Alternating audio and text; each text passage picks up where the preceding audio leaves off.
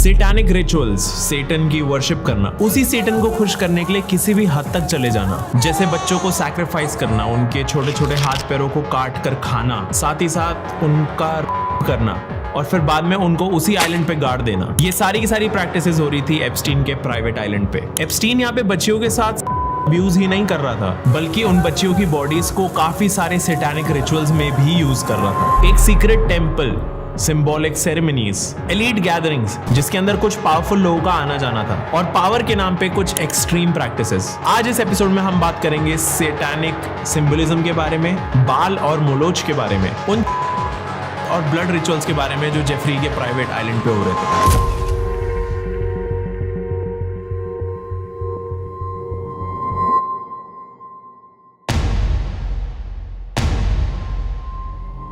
Saint James island के ऊपर एक मेन हाउस था, 3 गेस्ट कॉटेजेस थी, एक हेलीपैड था और पूल्स भी थे। लेकिन वहां पे एक चीज ऐसी भी थी जो स्ट्रक्चरली वहां बिलोंग नहीं करती थी। उस आइलैंड पे एक कोने में एक स्ट्रक्चर था जिसको देख के किसी के भी मन में सवाल आ सकता था कि ये स्ट्रक्चर यहाँ पे क्यों बनाया गया है। मैं बात कर रहा हूँ एप्स्टीन के इस स्ट्रेंज से दिखने वाले टेंपल के बारे में, जो हमने किसी ना किसी तरीके से सोशल मीडिया पे किसी रील में या फिर किसी और फुटेज में या किसी पिक्चर में देख ही लिया होगा। इट्स अ बिल्डिंग जिसके ऊपर एक डोम है और बिल्डिंग के चारों तरफ ब्लू एंड व्हाइट स्ट्राइप्स है। जब एप्स्टीन के आइलैंड के बारे में बात होनी शुरू हुई तो स्टार्टिंग में तो लोगों ने इस स्ट्रक्चर को, इस टेंपल को इग्नोर करा था, लेकिन बाद में जाके उन्होंने नोटिस करा कि जितनी भी रेजिडेंशियल बिल्डिंग्स थी, जितने भी घर थे, इवन एप्स्टीन का जो मैंशन था वो इस स्पेसिफिक टेंपल से काफी दूर था। ऐसा लग रहा था कि इंटेंशनली इस टेंपल को सारे रेजिडेंशियल एरिया से दूर रखा गया। And it was very strange कि एक इतना अजीब सा स्ट्रक्चर पूरे आइलैंड के टॉप पे कैसे। बेसिकली ये जो टेंपल था ये एक हिल टॉप पे था एंड देखा जाए तो ये आइलैंड का सबसे टॉप मोस्ट पार्ट था जिसके ऊपर इस टेंपल को बनाया गया था। एप्स्टीन के इस टेंपल के आसपास बहुत ज्यादा सिक्योरिटी रहती थी, बहुत ही रिस्ट्रिक्टेड एक्सेस था इस टेंपल के अंदर। एप्स्टीन का जो ये टेंपल था उसका स्ट्रक्चर काफी ज्यादा मामलुक टेंपल जैसा था। ये क्लियरली दिख रहा था कि एप्स्टीन ने अपना जो ये टेंपल बनाया था वो उसने बहुत ही ज्यादा अच्छे से डेडिकेट करा हुआ था to Mamluk era. Mamluk era is basically वो टाइम जब छोटे बच्चों को किडनैप करके उन्हें स्लेव्स बना के रखा जाता था और उन्हें बड़े बड़े एलिट्स को सेल कर दिया जाता था। एंड मामलुक एरा के अंदर छोटी छोटी यंग गर्ल्स को भी सेल करा जाता था टू एलिट्स, जिससे कि वो एलिट्स उन बच्चियों को एज अ कॉन्क्यूबाइन यूज कर सके। सिंपल लैंग्वेज में कहा जाए तो एप्स्टीन अपने सारे कारनामों को सिंबॉलिकली पूरी दुनिया के सामने ऑलरेडी रख चुका था। जैसे कहते हैं ना कि जब कोई भी चीज तुम्हारे जस्ट सामने रखी हुई होती है तो हम उसे इग्नोर कर देते हैं, ऐसी एक कहावत है। और सेम चीज जेफरी के इस टेंपल के साथ हुआ। जेफरी के बारे में इतनी बातचीत हो रही थी, उसके आइलैंड के बारे में इतनी बातचीत हो रही थी, लेकिन लोगों ने स्टार्टिंग में इस टेंपल के ऊपर ध्यान ही नहीं दिया। सवाल ये आता है कि इस टेंपल में इतना ज्यादा रिस्ट्रिक्टेड एक्सेस क्यों था, इतनी ज्यादा सिक्योरिटी क्यों लगी रहती थी? क्योंकि ये एप्स्टीन की सेरेमोनियल प्लेस थी, ये एप्स्टीन का सैक्रिफिशियल टेंपल था। और इन सारे सैक्रिफाइसेस की जो कंस्पिरेसी थ्योरी है वो और ज्यादा रियल हो जाती है जब आप जेफरी के इस बैंक अकाउंट को देखते हो। जेफरी एप्स्टीन ने अपने इस बैंक अकाउंट का नाम बाल रखा हुआ था। एंड नाउ टू अंडरस्टैंड कि बाल क्या है और बाल का नाम सुनते ही क्यों ये टेंपल एक रिचुअल प्लेस की तरह लगने लगता है और ज्यादा डार्क और स्केरी जगह लगने लगती है, ये सब कुछ जानने के लिए हमें हिस्ट्री में जाना पड़ेगा।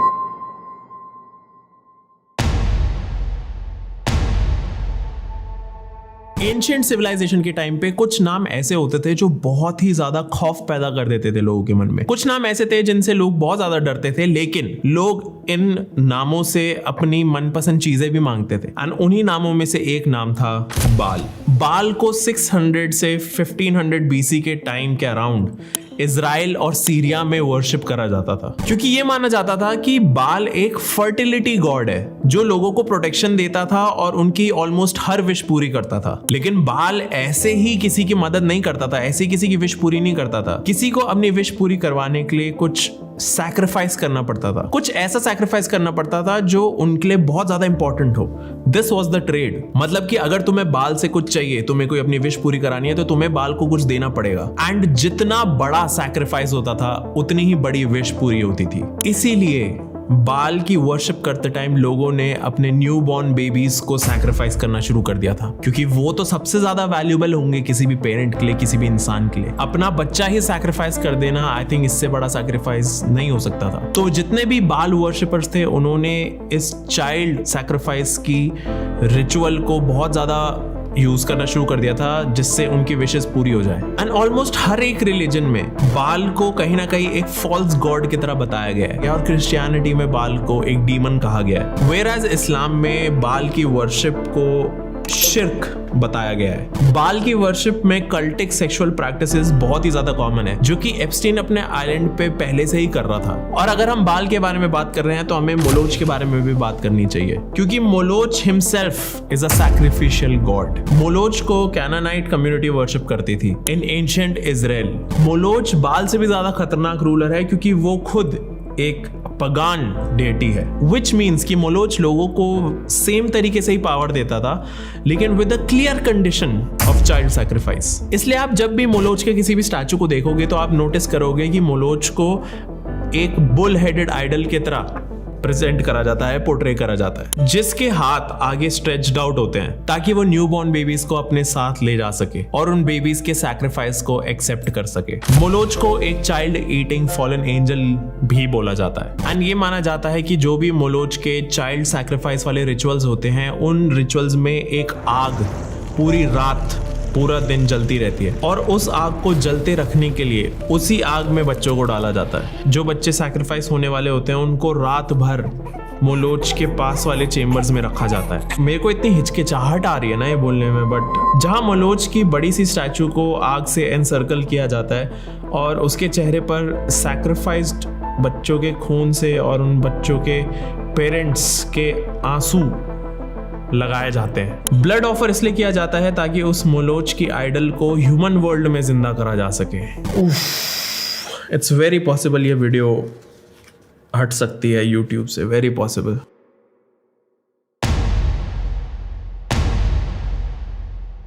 रिचुअल्स रिलीजियस भी हो सकते हैं और कल्चरल भी, लेकिन एप्स्टीन के आइलैंड पे जो जो रिचुअल्स हो रहे थे वो ह्यूमैनिटी के आसपास भी नहीं थे। They were all satanic. इन रिचुअल्स को ऑलमोस्ट डेली बेसिस पे एप्स्टीन के आइलैंड पे परफॉर्म करा जाता था। एप्स्टीन के आइलैंड पे बहुत सारे हॉरिफिक रिचुअल्स करे जाते थे। Firstly ritual and torture ritual. हम सबको पता है कि एप्स्टीन के आइलैंड पे माइनर्स को और टीनेज गर्ल्स को किस तरीके से टॉर्चर करा जाता था। इन टॉर्चर रिचुअल्स में ना ही सिर्फ विक्टिम्स को टॉर्चर करा जाता था, बट इनकी वीडियोस बना के सर्कुलेट करी जाती थी। इन वीडियोस को एज अ सोवेनियर रखा जाता था, एंड साथ ही साथ लोगों में सर्कुलेट करा जाता था, जिससे कि लोग बार बार इन वीडियोस को देख के एंजॉय कर सके। ये कितनी फक्ड अप बात है। और जिन लोगों में ये वीडियो सर्कुलेट होती थी वो डिस्कस करते थे कि आगे हम और कैसे बेटर तरीके से टॉर्चर कर सकते हैं एक विक्टिम को। ये चीजें डिस्कस करते थे।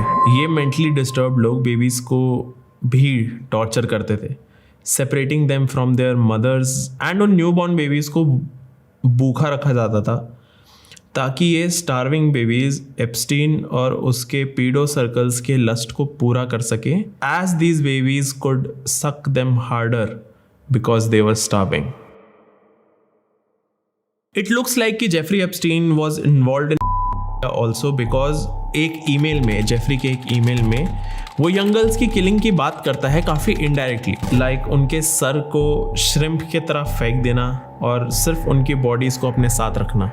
ये जेफरी के ईमेल्स में मेंशन्ड है। इमेजिन करो वो विक्टिम्स की बॉडीज के साथ क्या क्या करता होगा। ये सारे टॉर्चर सिर्फ एप्स्टीन की लस्ट को फुलफिल करने के लिए नहीं थे। ये सारी चीजें इसलिए करी जाती थी जिससे कि आइलैंड के ऊपर एक कल्ट मेंटालिटी बनी रहे, और जितनी भी डेमोनिक एनर्जीज थी वो सब कुछ उस आइलैंड पे बनी रहे, क्योंकि कोई भी अच्छी एनर्जी इन चीजों को एक्सेप्ट नहीं करेगी। तो वो चाहते थे कि सारे के सारे डिमोनिक एनर्जीज वहां पे कॉन्स्टेंटली रहें उस आइलैंड पे। ये जितने भी रिचुअल्स थे, ये जितना भी टॉर्चर था, ये सब कुछ अपने वर्स्ट लेवल पे तब पहुंचता था जब ये में इन्वॉल्व हो जाते थे। जितने भी एलिट्स थे इस आइलैंड पे वो में भी इन्वॉल्व थे। They were literally eating babies.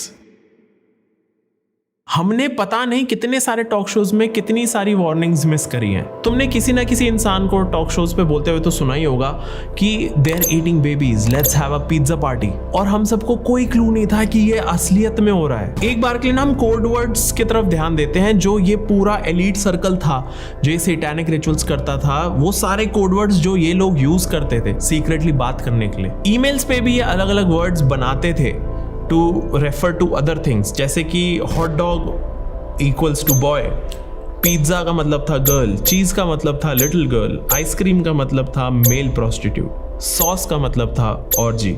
एक वर्ड था क्रीम चीज जो एप्स्टीन ने अपने ईमेल्स में पता ही नहीं कितने हजारों बार यूज करा है। और क्रीम चीज पता है किस चीज को रेफर करता था? अ न्यूबॉर्न बेबी। ये सारे सैटानिक अपने सारे रिचुअल्स करने के बाद इन छोटे बच्चों को खा रहे थे। अभी रिसेंटली ही एप्स्टीन के आई मैसेजेस को रिवील करा गया है बाहर, और उसके अंदर वो बात कर रहा है वुडी एलन से। वुडी एलन एक कंट्रोवर्शियल फिल्म मेकर है जिसने अपनी ही अंडर एज स्टेप डॉटर का करा था एंड उसने अपनी ही अडॉप्टेड बेटी से शादी करी है। How fucked up is that? तुम्हें पता है जेफरी एप्स्टीन और वुडी एलन के बीच में क्या बात हो रही थी? ये बात कर रहे थे about eating kids heart and bones. Epstein ने वुडी को ये कहा था कि बच्चों की बोन्स के अंदर बहुत फाइबर होता है, तुम तो वो भी नहीं छोड़ते। ये कब से चल रहा था ये सब कुछ? और पता है इस स्टेटमेंट पे वुडी एलन ने क्या रिप्लाई करा? I don't like to waste.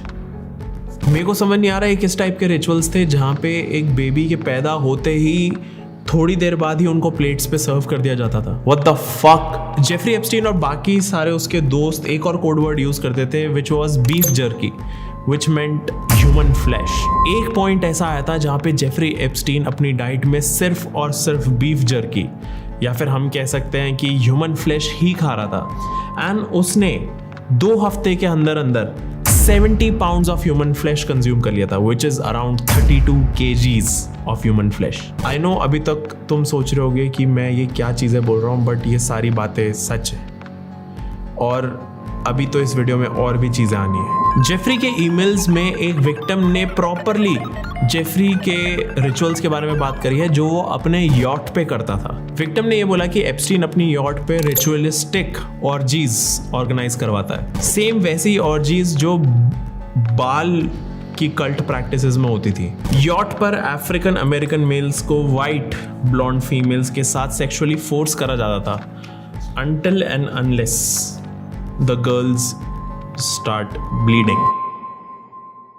Epstein के यॉट पे रिचुअलिस्टिक सैक्रिफाइसेस हो रहे थे जहाँ पे छोटे छोटे बच्चों को काट के खाया जा रहा था, और खाली जेफरी ही इन सब चीज़ों को कंज्यूम नहीं कर रहा था बल्कि जेफरी के जितने भी एसोसिएट्स थे वो सब इन चीज़ों को कंज्यूम कर रहे थे। एप्स्टीन और उसके एसोसिएट्स के दिमाग में इतना ज़्यादा घुसा हुआ था कि जेफरी के एक ईमेल में वो अपने एक फ्रेंड से बात कर रहा था और उसका फ्रेंड सीधा सीधा ये बोलता है कि जितनी भी फीमेल्स हैं जिनका मेनोपॉज हो चुका है they are just waste and हम उनको यूज कर सकते हैं as food, we can hunt them down, हम उन्हें खा सकते हैं। ऐसी ऐसी बातें हो रही थी जेफरी के ईमेल्स पे। इन रिचुअल्स के अलावा there was this one more ritual, the blood ritual. Blood rituals वो रिचुअल्स होते हैं जहाँ पे न्यूबॉर्न बेबीज को मार के उनके ब्लड को कलेक्ट कर लिया जाता है एंड फिर उस ब्लड को टेम्पल के ऑल्टर में ऑफर किया जाता है। साथ ही साथ उस ब्लड को स्टोर भी किया जाता है for many other reasons. Epstein भी ब्लड रिचुअल्स के लिए बहुत सारा ब्लड कलेक्ट करके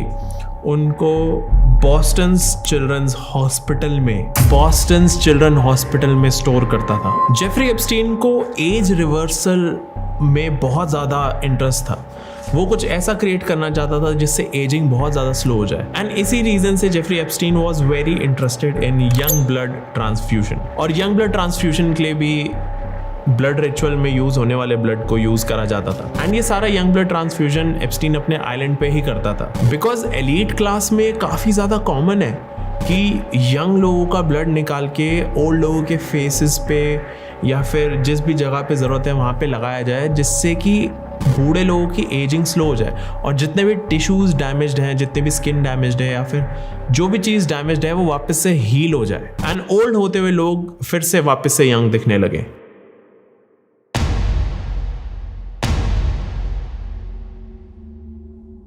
जितने भी रिचुअल्स होते थे, जितनी भी गैदरिंग्स होती थी, उसके अंदर बस 3-4 लोग नहीं होते थे, बल्कि बहुत सारे लोग होते थे, और उनमें से बहुत सारे एलीट्स थे। George Bush, Donald Trump, Bill Gates, Chris Tucker, Prince Andrew, Israel के एक्स पीएम, और बहुत सारे लोग एप्स्टीन की इन गैदरिंग्स में होते थे। और कहीं ना कहीं ये सारे लोग इन्वॉल्व थे सारे टॉर्चर में, सारे रिचुअल्स में। जॉर्ज बुश जो अमेरिका के 43rd प्रेसिडेंट थे, वो भी एप्स्टीन के इन रिचुअल्स में इन्वॉल्व थे, जहां पे कहा जाता है कि उन्होंने एक मेल का करा था। जॉर्ज बुश ने एक मेल विक्टिम करा था। डोनाल्ड ट्रंप का नाम भी इन्वॉल्व है इन सारे रिचुअल्स में, और कहा जाता है कि डोनाल्ड ट्रंप ने खुद करा था, जिसके अंदर डोनाल्ड ट्रंप ने एक 12 साल की और एक 6 साल की लड़की का करा था। और जितने भी डॉक्यूमेंट्स रिलीज करे गए हैं, एप्स्टीन फाइल्स रिलीज करे गए हैं, ईमेल्स रिलीज करे गए हैं, उनमें से एक फैक्ट ये भी निकल के आता है कि डोनाल्ड ट्रंप को एक 13 साल की प्रेग्नेंट लड़की ट्रैफिक करी गई थी। This is unbelievable, this is unbelievable. जो मैं आगे बोलने वाला हूँ, थोड़ा ध्यान से सुनना। वो जो 13 साल की प्रेग्नेंट लड़की थी, उस करा ट्रंप ने, और उस विक्टिम को तब तक एक्सप्लॉइट करा गया जब तक उसकी ब्लीडिंग नहीं स्टार्ट हो गई, और ब्लीडिंग स्टार्ट होने पे उस लड़की ने ट्रंप के सामने ही अपने बेबी को डिलीवर कर दिया। फिर उस विक्टिम के अंकल ने और ट्रंप ने मिलके उस न्यूबॉर्न बेबी को मार दिया, और उस न्यूबॉर्न बेबी को जाके लेक मिशिगन में बहा दिया। मेरे को बिलीव नहीं हो रहा है मैं ये बोल क्या रहा हूँ। All the names, bill Clinton, Trump, Bill gets, और फिर उसके बाद ये सारे, मेरे को बिलीव नहीं हो रहा है मैं ये सब कुछ बोल रहा हूँ। मेरे को जेन्युइनली ऐसा फील हो रहा है कि मेरे हाथ में गलत चीज़ें दी हुई हैं। इस पेज पे जो भी कुछ लिखा हुआ है, ये सब कुछ मेड अप है, बट इट्स सो स्कैरी कि ये सब कुछ सच है। बिल क्लिंटन जो यूएस के 42nd प्रेसिडेंट थे, उनको एप्स्टीन फाइल्स में द मोस्ट प्रोलिफिक कहा गया है, और बिल क्लिंटन बहुत ही फ्रीक्वेंट विजिटर थे एप्स्टीन आइलैंड पे। बिल क्लिंटन की हमेशा डिमांड होती थी कि मेरे को माइनर्स दी जाए फॉर मसाजेस। बिल क्लिंटन अपने विक्टिम्स को डॉग कॉलर्स पहनाता था, और डॉग कॉलर्स और लीशेस के साथ पूरे मैंशन में घुमाता था। That was his fetish. Bill Clinton ने बोला था कि वो उस आइलैंड पे सिर्फ 4 बार गए थे, वो भी काम से। लेकिन जब बिल क्लिंटन के फ्लाइट रिकॉर्ड्स को देखा जाता है ना, तो वो कम से कम 26 से 32 टाइम्स उस आइलैंड पे गए हैं, और अब हम सबको पता है किस लिए। और बिल क्लिंटन अकेले उस आइलैंड पे नहीं जाते थे, साथ में हिलरी क्लिंटन भी जाती थी, और ये दोनों जाते थे to perform satanic blood rituals. Hillary Clinton और बिल क्लिंटन अपनी विक्टिम्स को, मल्टीपल विक्टिम्स को साथ खड़ा करते थे, उनके कपड़े निकलवा के उनको ओपन फील्ड में भागने के लिए कहते थे, और उसके बाद बिल क्लिंटन और हिलरी क्लिंटन साथ मिलके उन विक्टिम्स को ढूंढते थे कि पहले कौन पकड़ में आएगा। They used to hunt them down, कुछ भी करने से पहले, किसी भी रिचुअल को परफॉर्म करने से पहले। एप्स्टीन के आइलैंड के जितने भी सर्वाइवर्स थे, जो विक्टिम्स थे, जो बच गए, उन्होंने बताया कि Hillary Clinton was one of the most horrifying abusers out there. जब ये दोनों हंट कर रहे होते थे अपने विक्टिम्स को, तो अगर कोई लड़की बिल क्लिंटन को पहले मिल जाती थी तो हम सबको पता ही है कि क्या होता था। लेकिन अगर कोई भी विक्टिम हिलरी क्लिंटन को पहले मिल जाती थी तो वो कभी जिंदा नहीं लौटती थी, कभी भी, क्योंकि हिलरी क्लिंटन उन विक्टिम्स को हंट करती थी एक गन यूज करके। वो उन विक्टिम्स को दूर से शूट करती थी, और शूट करने के बाद वो उन विक्टिम्स को ग्राउंड पे ही गिरे रहने देती थी जब तक कि पूरा ग्राउंड लाल नहीं हो जाता था। हिलरी क्लिंटन बहुत ज्यादा क्रूअल और डेमोनिक थी, क्योंकि डार्क वेब पे हिलरी क्लिंटन की एक वीडियो है ऑफ ओल्ड टाइम्स, जब वो एलीट गैदरिंग्स करती थी और काफी सारे ऐसे ही सैटानिक सर्कल्स को क्रिएट करती थी और रिचुअल्स करती थी। There's a video out there. Ellen DeGeneres, ये नाम तो तुम सबने सुना ही होगा, एलन का तुमने शो भी देखा होगा। एलन को बिल क्लिंटन की तरह ही हॉलीवुड्स मोस्ट प्रोलिफिक कहा गया है। एलिजिडली एलन ने सबसे ज्यादा खाया है एप्स्टीन के आइलैंड पे, और हम सारे कहीं ना कहीं एलन का शो देखते थे कभी ना कभी। एलन और एनी ये दोनों डेट कर रहे थे पहले, और एनी उस टाइम पे और के ऊपर डॉक्यूमेंट्री बना रही थी। एंड जैसे ये दोनों डेट करने लगे, उसके कुछ महीने बाद ही एनी की डेथ हो जाती है because of a car accident और बोला जाता था कि एनी की डेथ ऑन द स्पॉट हो गई थी। लेकिन उसी एक्सीडेंट की एक ड्रोन फुटेज थी जिसके अंदर एनी बचने की कोशिश कर रही थी। तो यहाँ पे डाउट आना शुरू हो गया कि एनी को एलन ने ही मरवाया है। एंड कहीं ना कहीं any knew too much, she knew something. Jeffrey Epstein की फाइल्स में बहुत सारे और नाम भी हैं, जैसे Elon Musk, Bill Gates, Naomi Campbell, Sultan bin Sulayem. ये सारे हो सकता है कि एप्स्टीन के क्लाइंट्स हो। एंड कुछ इंडियन नाम भी थे फाइल्स में, जैसे दीपक चोपड़ा, अनिल अंबानी। और अनिल अंबानी तो एप्स्टीन से एक स्वीडिश ब्लॉन्ड गर्ल भी मांग रहे थे। जिस टेम्पल के बारे में हमने बात करी थी, जितने भी हॉरिफाइंग रिचुअल्स थे, जितने भी मेन रिचुअल्स थे, उन सबको उसी टेम्पल के नीचे से जाने वाली एक टनल के अंदर परफॉर्म करा जाता था। जेफरी के आइलैंड पे एक सबमरीन भी थी, और वो सबमरीन इसलिए यूज़ होती थी कि जिन लोगों को बाय फ्लाइट नहीं आना, या फिर वो नहीं आ सकते, या फिर उनको पकड़ा नहीं जाना है, तो वो सबमरीन भी यूज़ कर सकते हैं। एंड इस सबमरीन को यूज़ करने वाले लोगों में से एक इंसान था स्टीफन हॉकिंग। स्टीफन हॉकिंग्स का नाम जब इस लिस्ट में था, आई वॉज लाइक हाउ।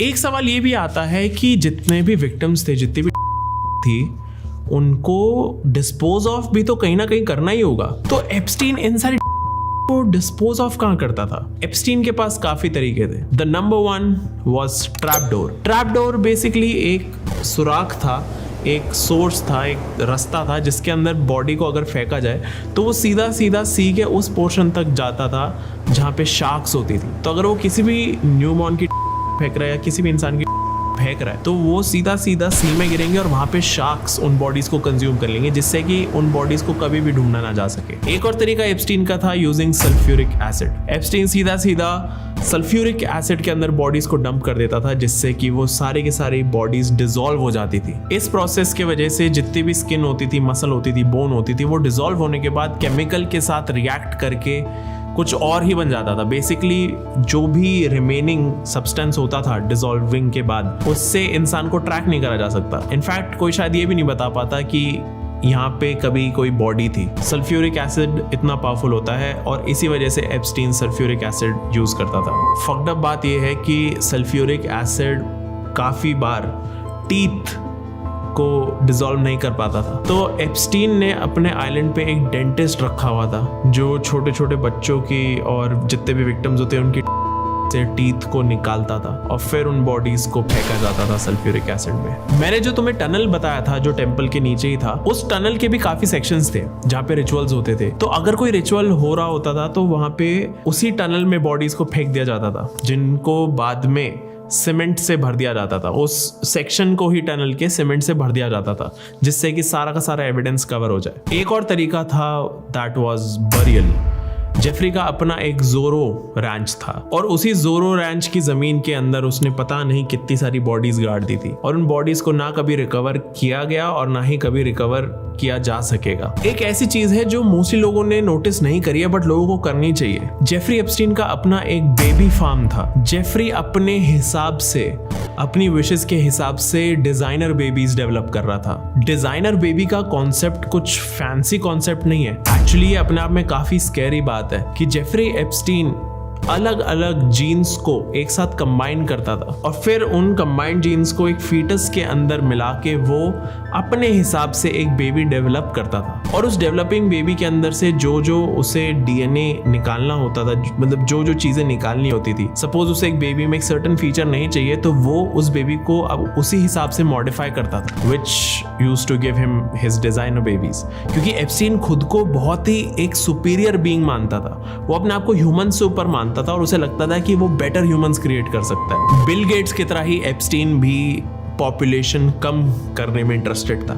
जितनी भी पॉपुलेशन है अर्थ पे, एप्स्टीन उन्हें कम करना चाहता था और इसी आइडिया के पीछे एप्स्टीन ने अपना बेबी फार्म बनाया था जहाँ पे वो सारे टेस्ट रन करता था और देखता था कि वो कितने अलग अलग टाइप्स के बेबी डिजाइन कर सकता है। एप्स्टीन के जितने भी सैटानिक रिचुअल्स थे थे, जितने भी उसके ड्रीम्स और डिजायर्स थे, वो कहीं ना कहीं यहीं से, उसके बेबी फार्म से ही फ्यूल होते थे। जेफरी एप्स्टीन की एक विक्टिम थी और उसी विक्टिम की डायरी में लिखा हुआ था कि जब वो 16 या 17 साल की थी, उसे एप्स्टीन के स्पर्म के साथ प्रेग्नेंट करा गया और जब उसने बेबी डिलीवर करा तो with in the first 10 minutes उस बेबी के डिलीवरी के उस बेबी को छीन लिया गया उस विक्टिम से। और उस बेबी को छीना किसने था? एप्स्टीन ने और गिस्लेन मैक्सवेल ने। जोरो रैंच पे जितनी भी लड़कियों को प्रेग्नेंट करा जाता था, उन सब के बेबीज को या तो ब्लैक मार्केट में सेल कर दिया जाता था या फिर एप्स्टीन अपने पर्सनल यूजेस और अपने रिचुअल्स के लिए यूज करता था। कुछ साइंटिस्ट जो एप्स्टीन के आइलैंड पे थे, उन्होंने कन्फेस कराया कि एप्स्टीन का एक आइडिया था कि वो पूरे अर्थ पे जो फ्यूचर होने वाला है, हमारी पॉपुलेशन का जो फ्यूचर पॉपुलेशन होने वाली है, एप्स्टीन चाहता था कि उन सब के अंदर एप्स्टीन का डीएनए हो। वो चाहता था कि फ्यूचर में हर एक ह्यूमन के अंदर एप्स्टीन का डीएनए हो। ये उसकी एक बायोलॉजिकल लेगेसी थी, क्योंकि एप्स्टीन सोचता था कि वो एक सुपीरियर रेस से है और वो चाहता था कि आगे आने वाले ह्यूमन सारे सुपीरियर रेस के हों। What the fuck. जो मैंने अभी चीजें बोली है, मेरे को पता भी नहीं कि ये वीडियो मैं YouTube पे रख पाऊंगा भी या नहीं, बट ये सब कुछ सुन के तुम्हें बिलीव हो रहा है कि जिन लोगों को हम देखते थे कि हम बेसिकली इन्हीं लोगों की बनाई हुई चीजों को यूज करते हैं डे टू डे लाइफ में, हम इनके बारे में जानते हैं, इन्हें सेलिब्रिटीज मानते हैं और हम में से कुछ तो इनकी तरह बनना चाहते हैं। And when you get to know all this कि ये सब कुछ चल रहा था, they were eating babies, it's unbelievable. I think जो पूरा जेफरी एप्स्टीन केस है वो कहीं ना कहीं प्रूव करता है कि हाँ, कलयुग ही चल रहा है। अभी तक जेफरी एप्स्टीन फाइल्स जितनी भी टोटल हैं, उनमें से सिर्फ 3-3.5 मिलियन फाइल्स रिलीज हुई हैं, जिनके अंदर 1,80,000 इमेजेस हैं और 2,000 वीडियोस हैं। तुम्हें पता है टोटल एप्स्टीन फाइल्स कितनी हैं? कुछ 6 से 6.5 मिलियन फाइल्स हैं, जिसका मतलब ये है कि अभी तो 2 से 3 मिलियन फाइल्स बची हुई हैं। हमें कोई आइडिया नहीं है कि क्या रिलीज हुआ है और हमसे अभी भी क्या छुपाया जा रहा है। इमेजिन इतना सब कुछ इंफॉर्मेशन बाहर आने के बाद भी तुम्हें पता चले कि अभी तो असली चीज तो छुपाई हुई है। हो सकता है जिस दिन पूरी एप्स्टीन फाइल्स बाहर आ जाए, हम कुछ ऐसा विटनेस कर लें जिससे हमारी सारी दुनिया ही रुक जाए। वी नेवर नो क्या निकल के आ सकता है पूरी एप्स्टीन फाइल्स के अंदर। और इससे स्कैरी बात पता है क्या होगी? कि वो बची हुई एप्स्टीन फाइल्स कभी रिलीज ही नहीं हुई एंड हमें कभी पूरा सच पता ही नहीं चला।